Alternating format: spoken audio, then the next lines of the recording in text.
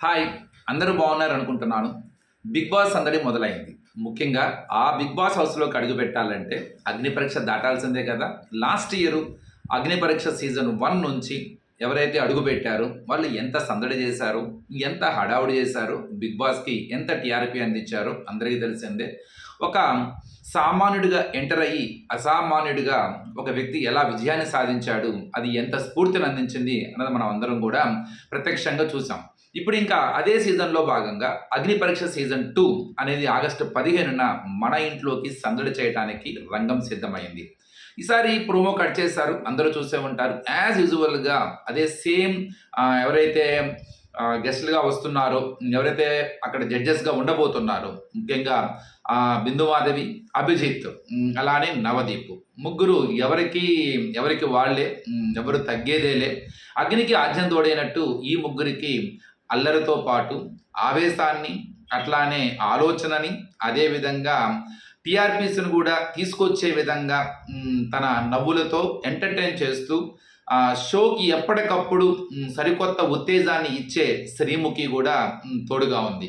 ఇక వీళ్ళందరి సమక్షంలో 'అగ్ని పరీక్ష' సీజన్ 2 ఎలా ఉండబోతుంది? ఇంతకీ ఈ ముగ్గురు జడ్జిలపై మళ్ళీ మీ అభిప్రాయం ఏంటి? ఆఖరి సీజన్‌లో, లాస్ట్ సీజన్‌లో మీరు ఎక్స్‌పీరియన్స్ చేసిన కొంత ఏదైతే మీకు దాని మీద ఒపీనియన్ కలిగిందో, వాళ్ళేమన్నా మార్చుకోవాలా? లేదు వాళ్ళు అలానే ఉండాలా? బీబీ టీమ్ ఏదన్నా కొంత వే ఆఫ్ లుకింగ్ అన్నది వేరే విధంగా అప్రోచ్ అవ్వాలా? అన్న దాని మీద కూడా కామెంట్ బాక్స్ చెప్పండి. ముఖ్యంగా వీళ్ళ ముగ్గురు కంపల్సరీగా 'బిగ్ బాస్‌కి' పెద్ద ఎసెట్. ఎందుకంటే బిందు మాధవి ఏదైనా అనర్గళంగా టాపిక్ ఎక్కడ సుత్తి లేకుండా సూటిగా డైరెక్ట్‌గా ఫేస్ టు ఫేస్ చెప్పగలిగే గట్స్ ఉన్న ఆ జడ్జ్ అనే చెప్పాలి. ఆ అమ్మాయిలో ఉన్న ఫైర్ మనందరికీ తెలిసింది. ఇక నవదీప్. సో ఎంత రచ్చ చేశాడు లాస్ట్ ఇయర్, ఎంత ట్రోల్స్‌కి గురయ్యాడు.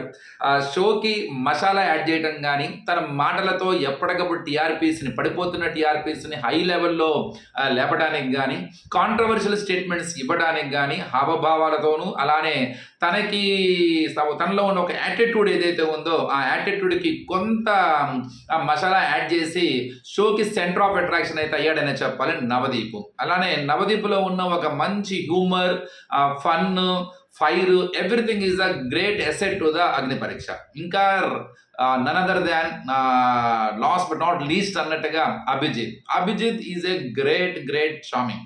అంటే ఒక రకంగా చెప్పాలంటే అందరినీ ఒక్కసారి తన వైపు తిప్పుకోగల గొప్ప ప్రెజెన్స్. అంటే విజయానికి వినయాన్ని నేర్పించిన గొప్ప విజేత అని చెప్పాలి. అలానే గర్వం తెలియని గెలుపు అది. ఇన్ని సీజన్స్‌లో ఎప్పటికీ అభిజిత్ పేరు అనేది ఒక ల్యాండ్ మార్కే. అలాంటి అభిజిత్ కన్ఫర్మ్‌గా తన యొక్క ప్రతి మాట, చాలా స్మాల్ గెస్చర్స్ కూడా, చాలా చిన్న పంచెస్ కూడా, తను చేసే ప్రతి చర్య కూడా కంపల్సరీ అగ్ని పరీక్షకి ఎ లాట్ ఆఫ్ ఆడియన్స్‌ని అట్రాక్ట్ చేసే విధంగాను, ఆ అగ్ని పరీక్ష చూడాలి అనే ఒక తపన ఎవరికైతే ఆ థాట్ రావాలో, అంటే అభిజిత్ ఉన్నాడు. అభిజిత్ కోసం చూసేవాళ్ళు. అభిజిత్ యొక్క ప్రతి ఒక్క చిన్న స్మాల్ థింగ్స్ కూడా చాలా గొప్ప ఇంపాక్ట్ చూపిస్తాయి. నో డౌట్ అది. వీళ్ళ ముగ్గురు కాంబినేషన్ చాలా అద్భుతంగా ఉంటుంది. ఇంకా అట్లానే ఉన్నది శ్రీముఖి అల్లరి, శ్రీముఖి చేసే dialogues, punches, everything will be షోని చాలా రక్తి కట్టిస్తాయని చెప్పాలి. ఇంతకీ ఈ సెలక్షన్స్ అంటే లాస్ట్ ఇయర్ ఇలా సామాన్యులు వచ్చి అదే సామాన్యుడు గెలవటం అంటే కన్ఫర్మ్‌గా ఇది ఒక మంచి అసెట్ అవుతుంది వాళ్ళకి. అంటే లాస్ట్ ఇయర్ వచ్చిన వాళ్ళందరూ చాలా కాన్ఫిడెన్స్‌గా వచ్చారు. ఇక్కడ చాలా నేర్చుకొని వచ్చారు. కొంత వాళ్ళు మిస్‌ట్రాప్ అయ్యారు. కొంత సరిగ్గా అర్థం చేసుకోలేదు. అయినా చివరి దాకా పోరాడి విజయాన్ని సాధించిన కళ్యాణ్ కావచ్చు.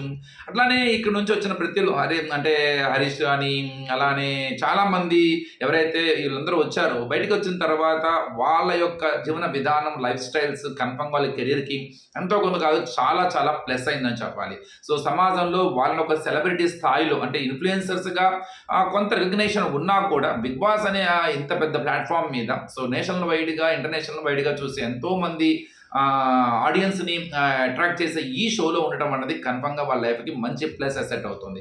సో మరి ఈసారి అగ్ని పరీక్షలోకి అడుగుపెట్టే ఆ సామాన్యులు ఎవరు? ఆ సామాన్యుల్లో అసామాన్యులుగా మారేదెవరు? ఇక్కడి నుంచి ఆ హౌస్‌లోకి అడుగుపెట్టేదెవరు? మీకు తెలిసిన నేమ్స్ ఎవరెవరు వెళ్తున్నారు? అలానే ఎవరెవరు కొంతమంది ఎళ్లి కూడా డ్రాప్ అయిపోయో, లేకపోతే అక్కడ మధ్యలో నుంచి వచ్చి కొంత వాళ్ళ ఫ్రస్ట్రేషన్‌ని, వాళ్ళ ఆవేదనని సోషల్ మీడియాలో డిఫరెంట్‌గా పంచుకుంటూ ఉంటున్నారు. ఇది కామన్ థింగ్. ఎవరైతే అలా కొంత ఫ్రస్ట్రేట్ అవుతూ ఉంటారో ఇదంతా బిగ్ బాస్ చుట్టూ బజ్ క్రియేట్ అవుతూ ఉంటుంది. తర్వాత మళ్ళీ వాళ్ళనే బీబీ టీం వాళ్ళనే స్టార్మా వాళ్ళనే వాడుకుంటూ మళ్ళీ కొన్ని షోస్‌కి వాళ్ళని పిలవటం. వాళ్ళకు మంచి ఫేమ్ నో డౌట్. అది కన్ఫర్మ్‌గా వాళ్ళకి ఉపయోగపడే ఫేమే ఇది. కొంత అక్కడ అవకాశం దొరక్కపోయినా మళ్ళీ వాళ్ళ లైఫ్‌లో కన్ఫర్మ్‌గా ఇది ఇంకొక రకమైన కెరీర్ టర్నింగ్ పాయింట్ అవుతుంది.